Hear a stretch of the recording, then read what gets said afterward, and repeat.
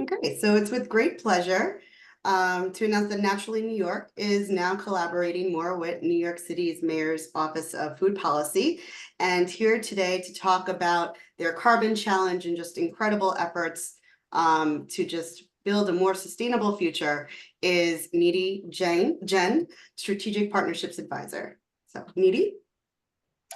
Thanks so much, Adrian and Lillian. Thank you so much, everyone, for joining and taking the time to come out today. I'm really excited to be sharing the Food and Climate Initiative that the Mayor's Office of Food Policy is working on with you all.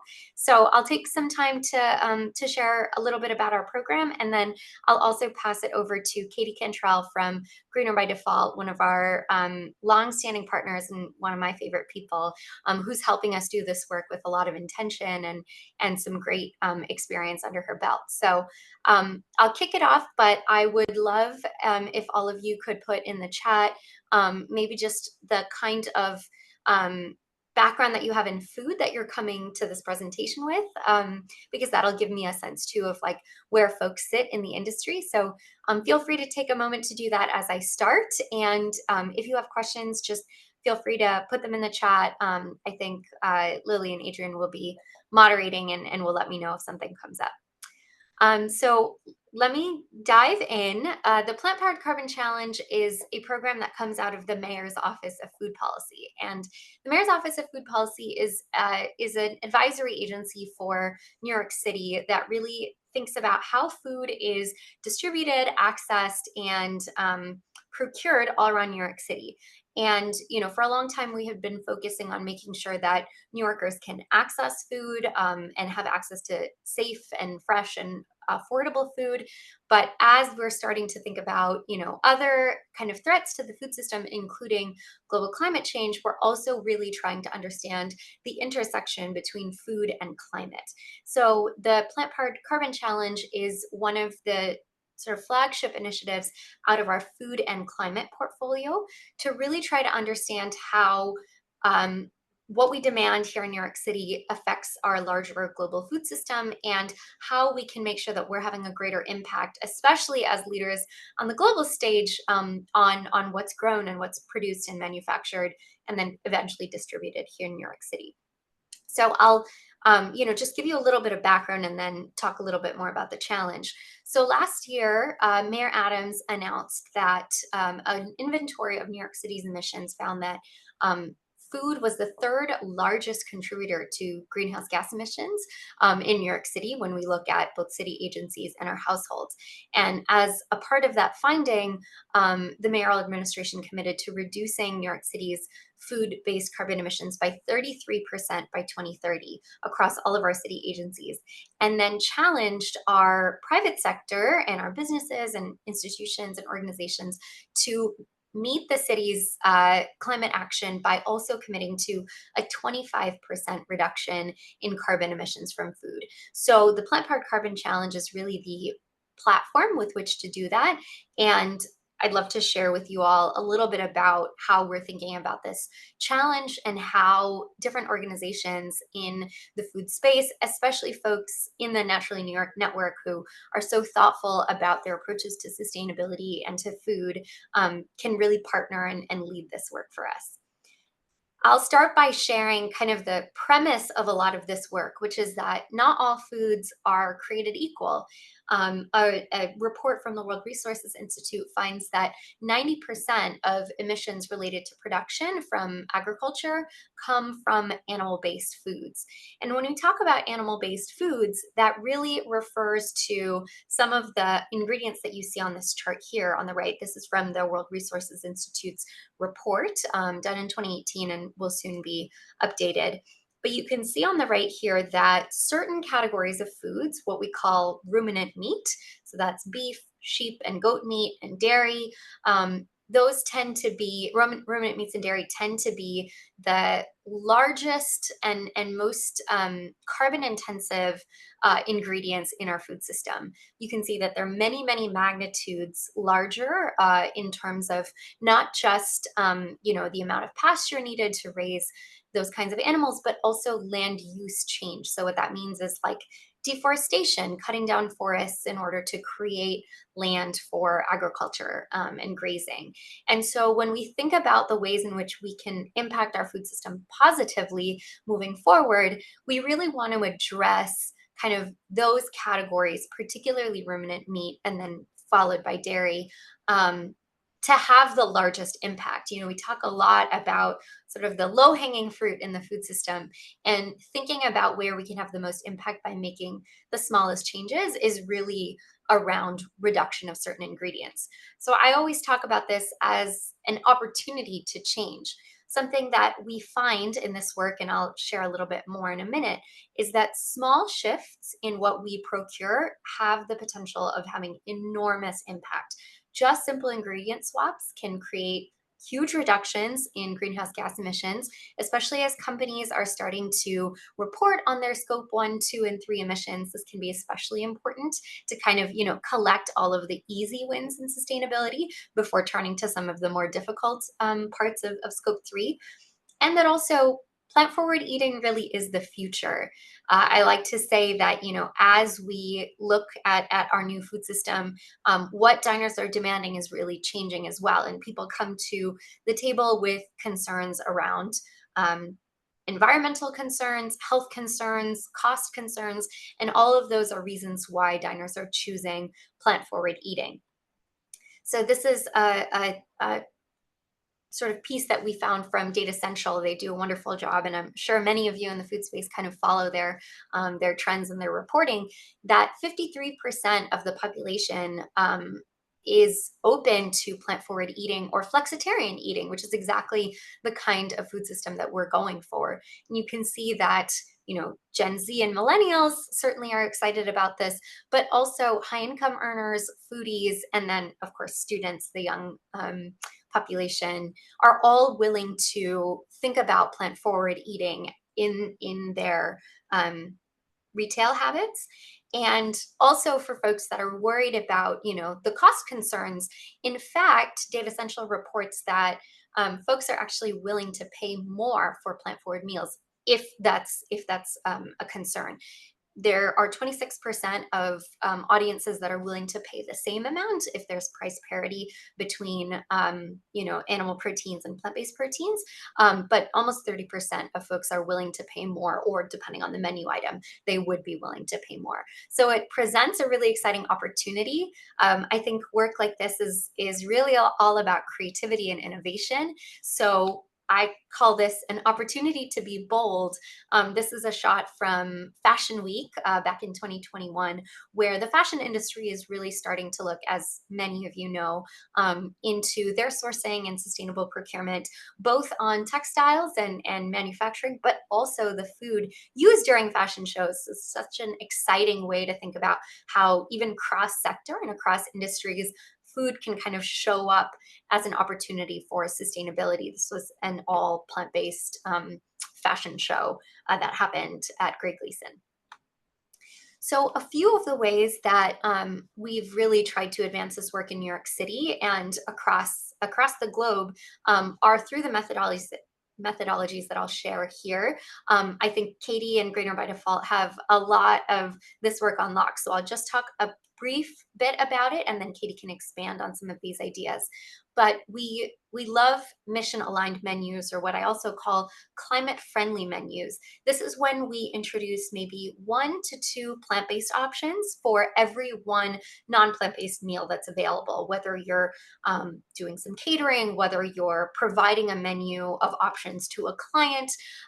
This is an opportunity to kind of increase the plant-based options so that it's not just folks who identify as vegan or vegetarian that are selecting the plant-based option. It's also folks that get really excited about good food and see something on the menu that looks delicious, and they'll want to choose it. And some of the success stories that we've seen around climate friendly menus are the Conference of the Parties conference that happened just last fall in the United Arab Emirates. Of the 3 million meals that were served at that conference, 2/3 of them were plant-based. And so that still allowed folks to choose a different option if they would like. But by increasing the proportion of meals that are available, a lot more folks can choose the plant-based option. And similarly, Sodexo, one of the largest food service companies in the world, calculated that 70% of their carbon footprint comes from animal-based food purchases. Kind of looking back at that graph that I shared earlier, that makes a lot of sense given the high carbon costs of some of those ingredients. And so they have pledged to be 33% plant-based by 2025. So it's not a complete shift, but it allows for a greater proportion of plant-based options. In a way that still brings a lot of folks in. And Katie will talk a lot about making sure that menus are inclusive and allow for diner choice. So we're kind of making sure that all of this work just expands the menu of options that are available. Another way in which this work we're really excited to advance is the Chef Spotlight, where we will feature foods from chefs from specific cultural traditions that tend to be plant forward sort of by nature. So this is Chef Kola. She's a phenomenal chef from South Africa, and she has a kitchen called Back to Black Roots, where she really looks into the pre-colonial roots of African diets and West African diets and pulls out the ancient grains and the legumes and plants that were really relevant and part of original ways of eating and foodways for her communities, and makes that a part of the way in which she serves her diners. And so it's not something that was designed to be plant-based, but is sort of naturally so because of the celebration of her cultural food system. And then finally, greener by default, we'll talk a lot about this as well, but we love our plant-based defaults. This is where we make simple swaps to just what the norm is in a system. So, swapping from cow's milk to oat milk is something that not a lot of folks really notice. Of course, anyone who's lactose intolerant certainly would notice it, because all of a sudden they can enjoy beverages that now have oat milk or some other plant-based milk. And in the hospital system here in New York City, all 11 of our public hospitals now serve plant-based meals by default. So what that means is when a patient is asked what meal they would like for breakfast, lunch, or dinner, the first option that they're given is the chef's special, which is a plant-based meal. And they can still choose something else. They can choose a plate centered on animal proteins if they'd like. But we're finding that just by changing the default, 50% of patients are actually sticking with the plant-based option, way up from the 5% that were originally sticking with the plant-based option because they specifically asked for it. So just a power in the sort of default model, and creating good choice architecture for New Yorkers to be able to choose healthy and sustainable meals. And I'll just share a quick shout out from the New York Times about this program, that not only did the hospital system reduce carbon emissions by 36% just in that first year, all jokes about hospital food aside, the satisfaction rate was above 90%. And that's such a great proof of concept for us to be able to talk about the importance of plant-based defaults, and defaults just working very well in systems like this. So I'll close by saying that this is really what we see an opportunity to lead, to transform New York City's food system, to set targets. The 25% by 2030 reduction target is, I think, very achievable, and also something that we can do with a lot of joy and creativity. We've been very lucky to partner with now 14 different organizations in this work, from the smallest restaurants to the largest food service companies like Aramark and Sodexo, and all kinds of institutions in between, including banks and corporate cafeterias, catering and hospitality groups, philanthropies, the New York Botanical Garden, various different colleges and universities around New York City. And all of them are taking such a wonderful and innovative approach to making our food system better. And we're really grateful to be partnering with them. And we invite you all to stand with us as well. We're going to be doing an exciting event during Climate Week, which will be in September of this year, to announce our second round of partners. And we'll be working with the World Resources Institute as well, to host that event. So I'm very, very excited to talk more. I will stop sharing here and turn back to you all. And I think we can either take questions now, or I can maybe bump it over to you, Katie, if you want to share a little bit more. Adrian and Lily, do you want to let me know if there are questions that we should respond to right now? We don't have any questions at the moment, but everyone is welcome to drop them in the chat and we're happy to answer them later in the call. Wonderful. All right, Katie. Okay, great. Let me just share my screen. Oh, actually, so one second.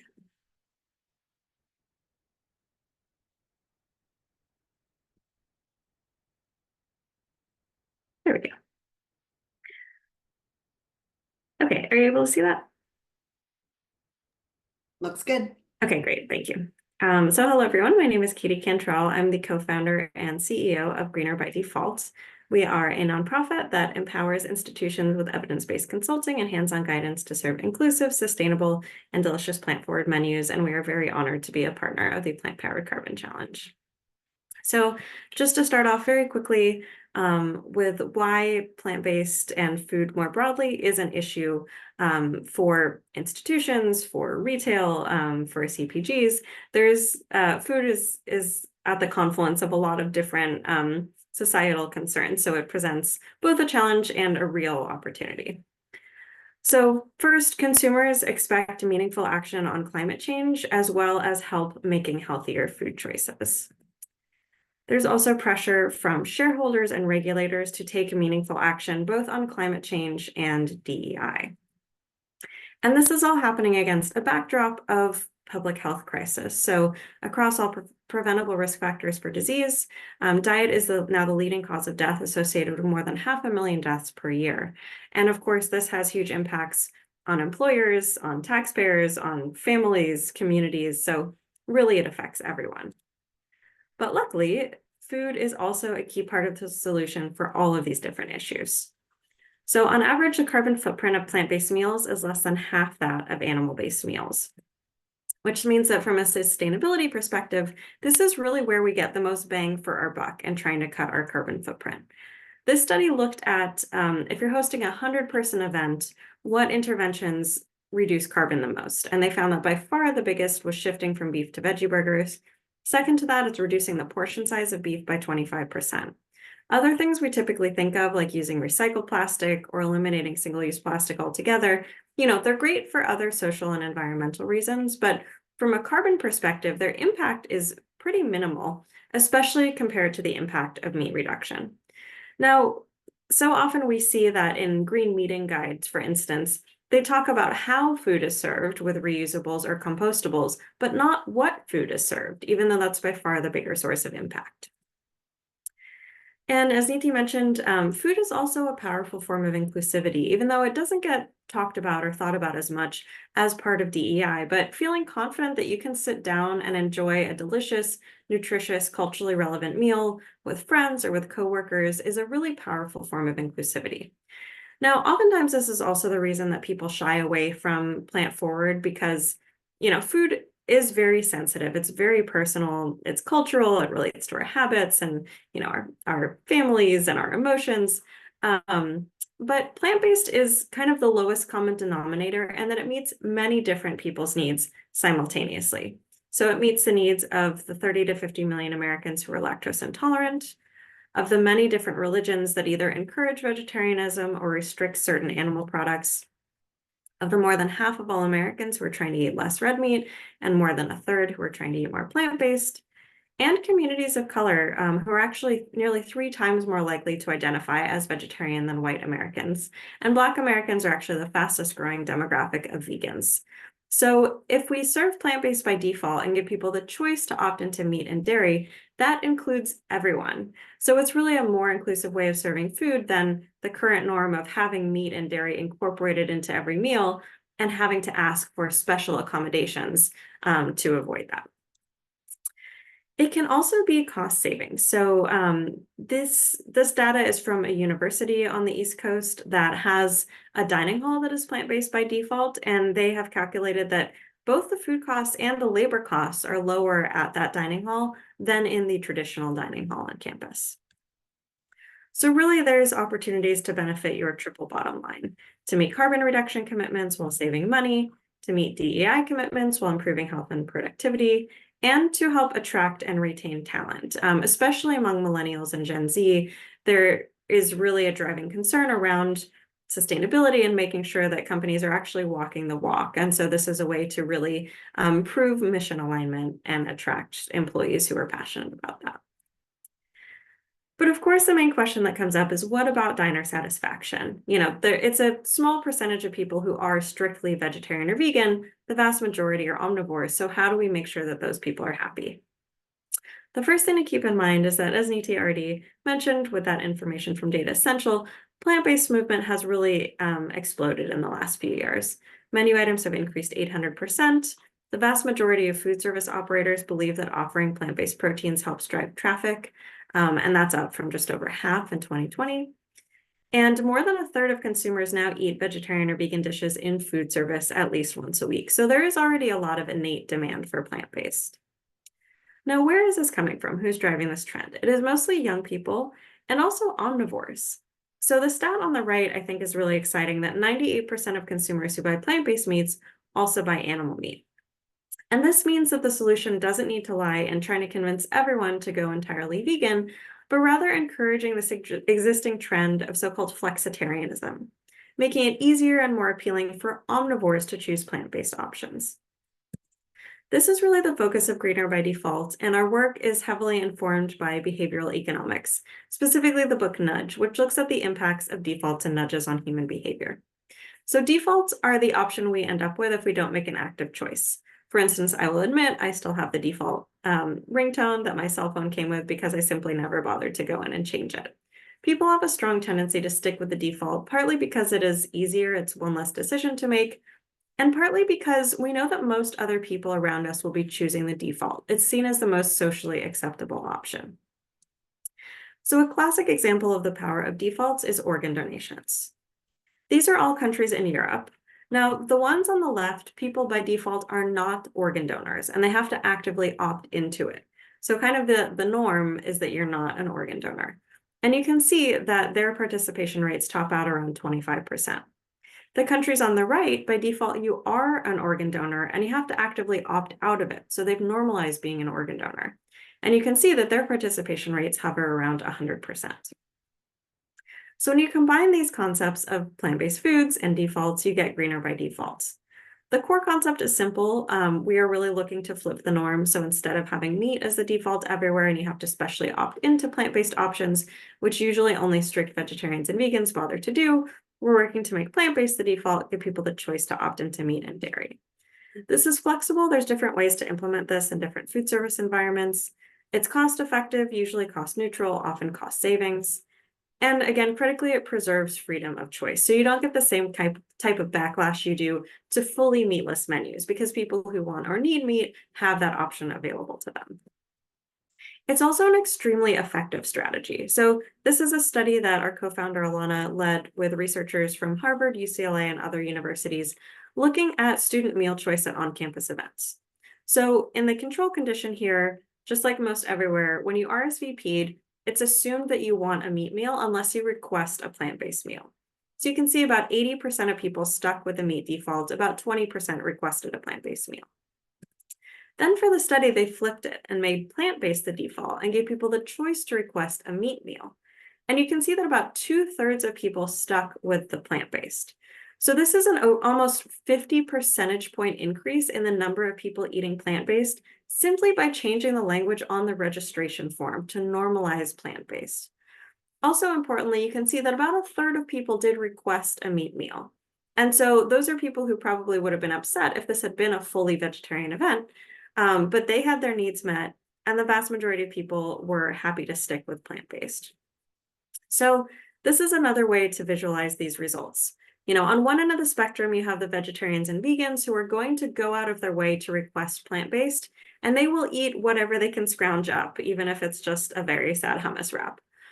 On the other end of the spectrum, you have the hardcore meat lovers. So these are the people who are going to be protesting a Meatless Monday initiative, the people who are going to be complaining if they can't get their meat. but most people fall into the middle here. So these are the flexitarians. These are people who are not going out of their way to request a plant-based option. They are not going to eat a sad hummus wrap if there's a much more appealing looking meat-based option available, but they're happy to stick with plant-based when it's easy, when it's delicious, when that's what people around them are doing. And so our strategies are really designed to activate the flexitarians and get outside of this paradigm that plant-based food is just for vegetarians and vegans. I saw in the chat there's a lot of CPG companies here, a lot of founders, and a lot of plant-based companies. So I want to give an important caveat for the rest of the presentation that our strategies are geared towards flexitarians. So the advice that we're giving is how to appeal to omnivores and make them want plant-based foods. Some of the advice is actually opposite of what you would get if you're targeting vegan audiences. So if your company is primarily targeting vegans, then take what I'm saying with a grain of salt, because it is really geared towards omnivorous consumers. So how does this work? We have a range of strategies that we deploy in different food service environments. So again, the gold standard is to make plant-based the default, give people the choice to opt into meat and dairy. It's extremely easy to do, like in that study, if people are RSVPing.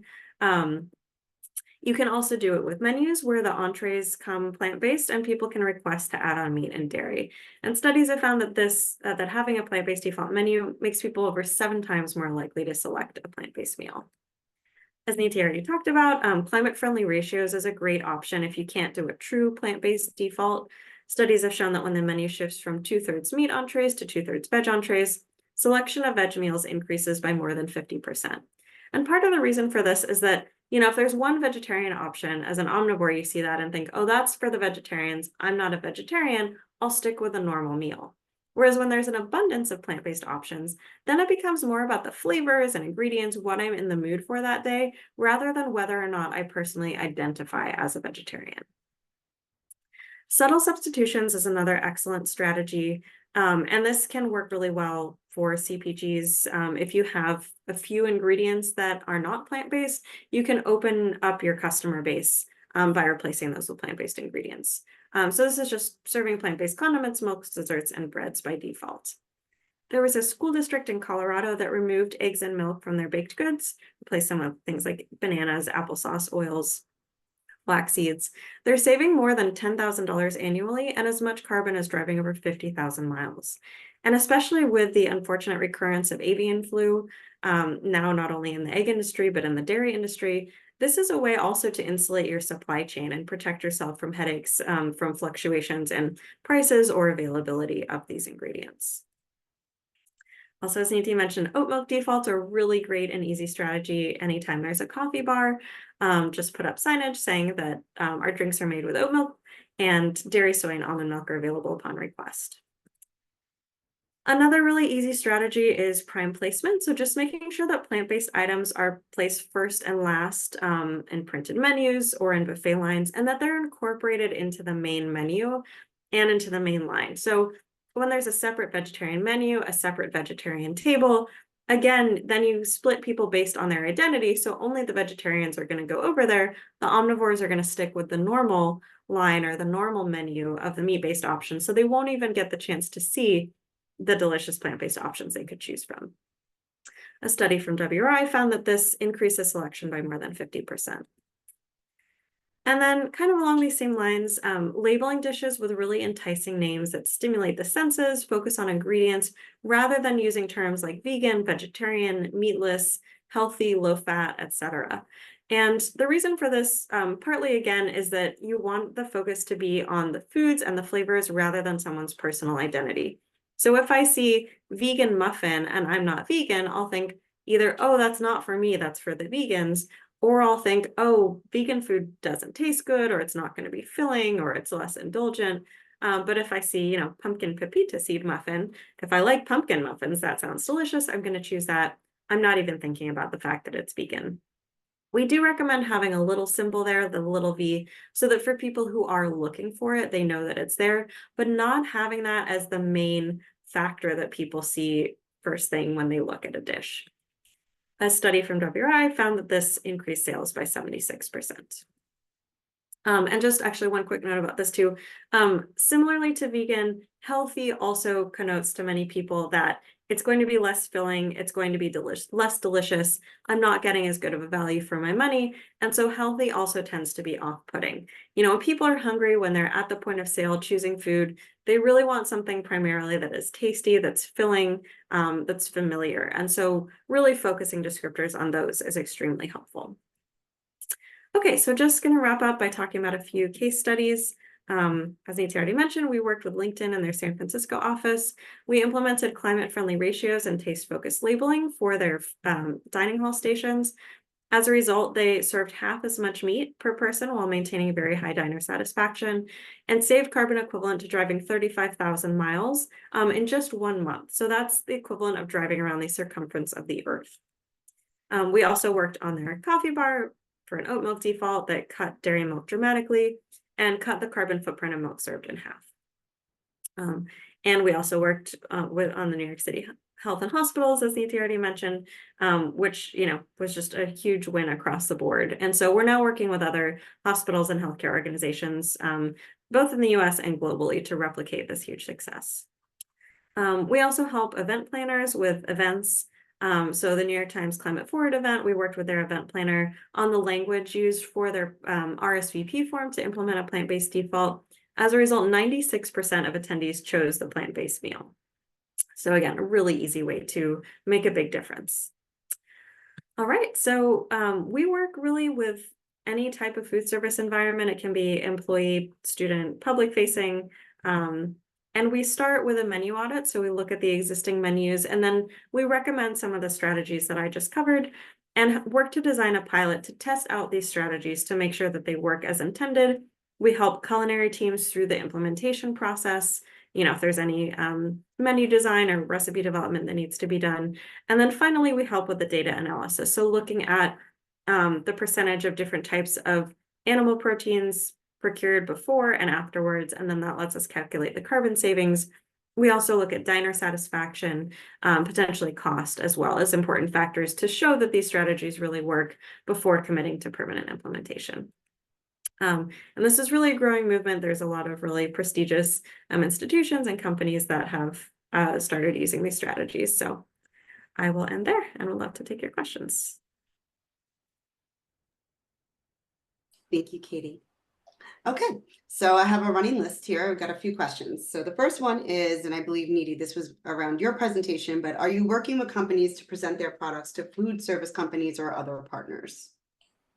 Yeah, thanks, Adrian. And thank you so much for the question. I noticed as folks were kind of putting in the chat where they're coming from, it's a lot of food service brands like consumer packaged goods, as Katie was saying, that are essentially like the sort of using the concept of like proof of concept again, like you are the ones showcasing how delicious and wonderful plant-based products can be. And so the way in which we are working with those kinds of orgs is through our ambassador program, which is something that we're still getting off the ground. So it's something we'll pull out in the next 3 or 4 months. But we want brands like yours to be ambassadors for the mayor's office to partner with us and certainly have access to a lot of the institutions that we work with through the Plant Powered Carbon Challenge, but also in your conversations with various different organizations that you're hoping to place your product, use the mayor's office like initiative and our platform to kind of speak about the impact to carbon emissions, to reducing scope 3 emissions, to moving the needle on climate action. And that partnership we're finding is especially successful when an organization, like let's say it's a university, like Columbia University, is looking for a particular kind of product. Like they, have committed to the Plant Powered Carbon Challenge, or they're thinking about it, but they're not exactly certain where to source a great plant-based product. That's where our ambassadors are especially helpful and can kind of fill that gap. So again, still trying to get this program off the ground, but very excited to work with a lot of brands that are doing such good work in the space. How do we get involved to supply interested companies with our products? Yeah, thanks. I think probably a similar question to the first one. And I'll say for now, I think the best way is to get in touch with me directly. So I think we'll follow up with this deck and some contact information, including my email.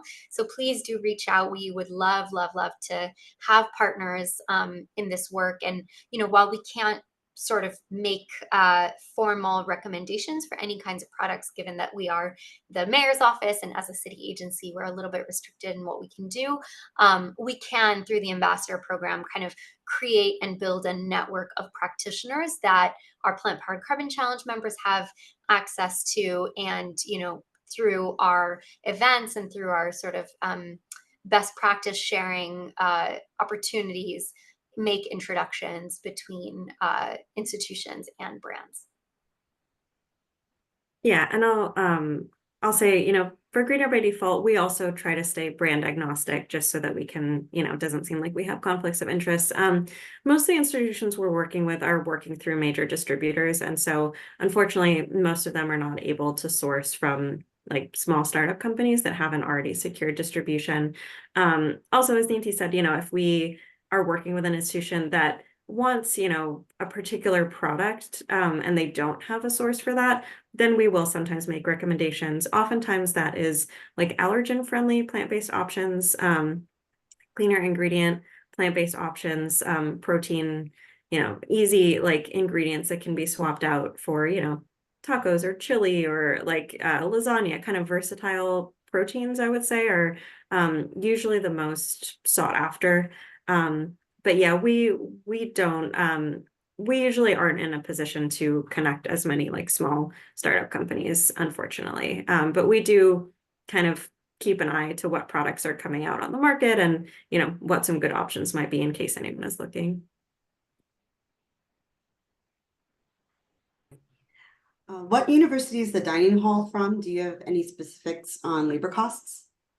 I'm not able to share that information. Unfortunately, they asked that we anonymize the data. So I can't share more than that currently. But if someone wants to reach out to me individually, especially if you are from a university, then I can kind of connect with the people who gave us that data and see if there's anything I might be able to share offline. Totally understand. Next question. The default method is an amazing tool to move the needle. There was a mention about Starbucks and the dairy foam, but does GBD do any work and studies around the hybrid products and not only impact environmentally, but also on consumer acceptance? So we work again mostly in retail and food service environments. So we don't work with like hybrid CPG products as much. But one thing that there's a lot of interest in is like blended burgers, for instance. So for inclusivity reasons, a lot of our focus is on the true plant-based default and opting into meat and dairy. If someone is lactose intolerant or vegan, it can be really frustrating to have little bits of dairy in there because it's like, I'm so close to being able to eat it, but it is still not inclusive of my needs. So we recommend against like what was mentioned of having a little bit of dairy foam on top of an oat milk drink. That's just frustrating to many different consumer segments. But what we do recommend is that in addition to plant-based defaults, for instance, like at a grill station, you can do a plant-based patty default. And we've done that. We just finished a pilot that more than doubled the number of veggie burgers sold by making that the default patty. And then as a next step, we're looking at for the remaining beef burgers that are sold, making that a blended burger. So people are still getting beef, and even the people who are opting into meat are still contributing to decrease carbon footprint and are still part of that plant forward initiative. So it's a way to extend it across menus. We also see in more traditional audiences. So by and large, there is growing demand for plant-based, especially if it's positioned as really delicious and we make sure that the flavors are exciting. It's really well accepted by most demographics, but we have seen in like more rural areas, more traditional parts of the country where, especially where people are not interested in international foods, that are more naturally plant forward, but really like meat and potatoes types of diners. That's where we have placed more emphasis on using those blended approaches. And the flipped plate model from the Menus of Change from the Culinary Institute of America, where there's still some bacon or shrimp or whatever that really high value food is, there's still some of that in the dish to draw those diners to it, but the majority of the dish is plant-based with, whole grains and veggies and beans and legumes. So, I would say it depends on the demographics of the diners, but definitely that can be a useful strategy. Do you have any programs to audit CPG brands for sustainability credentials? We do not. Yeah, that's a good question. We don't either. I think we don't see ourselves as like a certification or yeah, auditing agency. I think that's something that we often rely on like independent third party monitoring orgs to do. But I'm interested in the question, and maybe that's also a point to connect offline about this question further.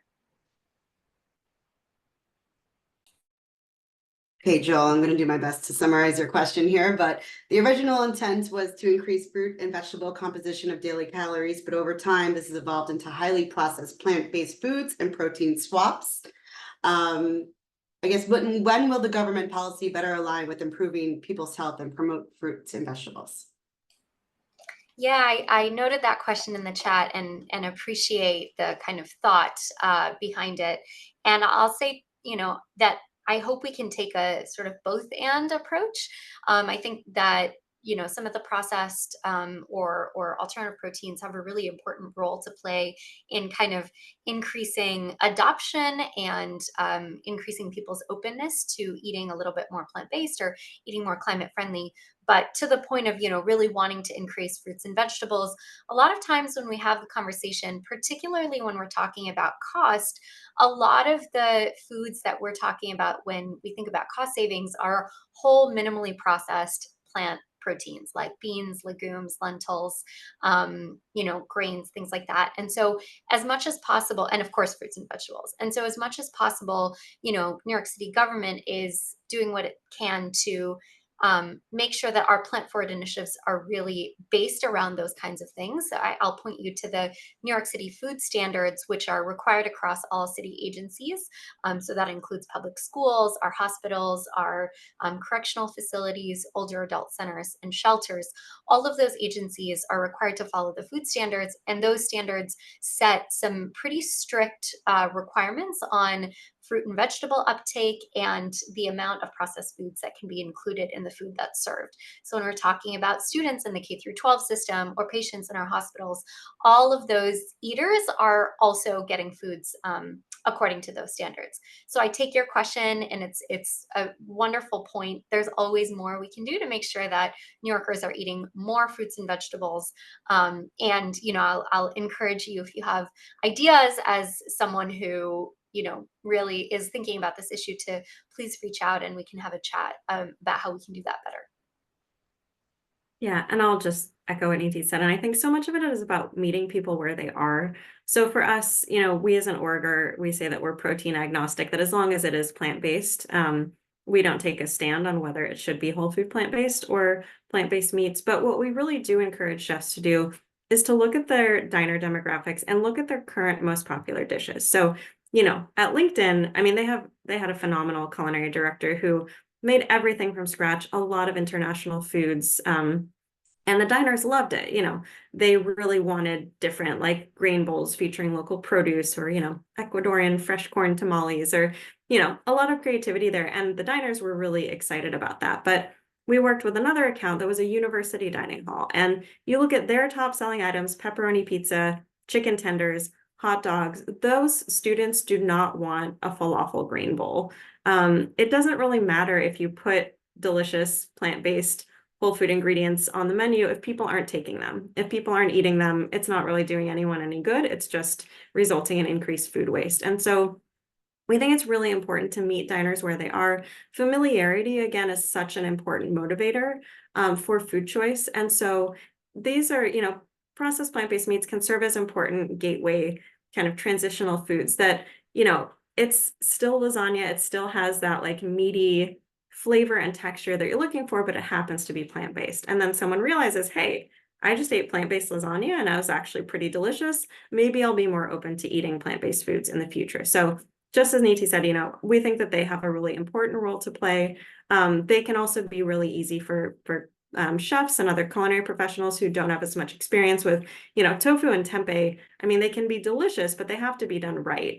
If they are done wrong, it's not a great experience for anyone. So exactly as Niti said, I think it's really a both and situation.